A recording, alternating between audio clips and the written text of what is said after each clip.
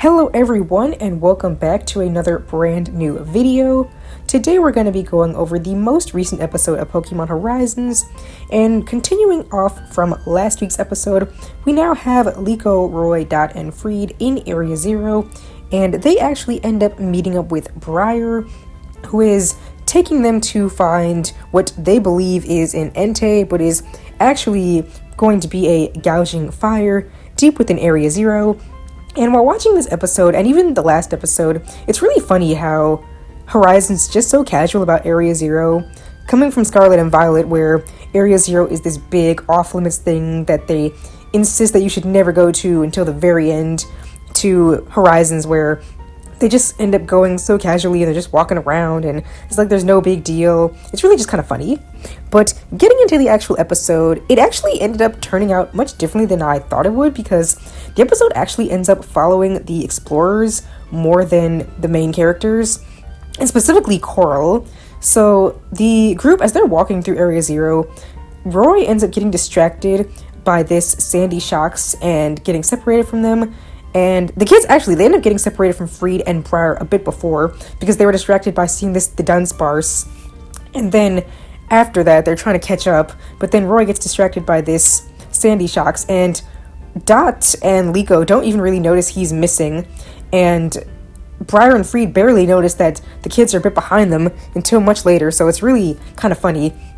But even more than that, the episode really ends up focusing on Coral, who comes in contact with this Screamtail and gets into this fight with a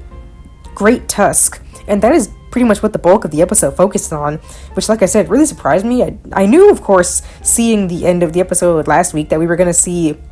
Coral and City in Area Zero, but I didn't think they would have the main focus in the episode. And so, long story short,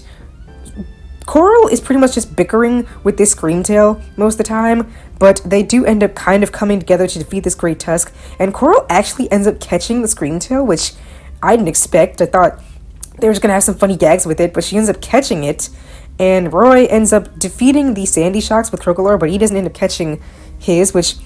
I was kind of expecting him to catch it or have it follow him or something, because it ended up liking the song he and Crocolore were singing as they were walking away, but he didn't end up catching up, which, again, I didn't even expect Coral to make a capture here. I didn't expect anyone was going to get a capture in Area Zero, especially a Paradox Pokemon, but that was pretty interesting, so I guess we'll see what happens moving on with that. But in the end, the episode pretty much ends with everyone being reunited in our main cast, and Briar going to sleep, and they prepare to look for Entei / Gouging Fire the next morning, which is what they're going to be doing in the next episode. So overall, the episode was really interesting. It was really a different change than what I thought was going to happen, but I thought it was really enjoyable, mainly because Coral is pretty much the only explorer I actually like, so I did enjoy seeing more of her, and the fact that we saw a bit more of Roy as well with battling the Sandy Shocks was also really nice. So overall, pretty good episode. You guys can let me know in the comments what you thought of it, and if you're excited for next week's episode. Thank you all so much for watching, and I will see you all next time. Thank you!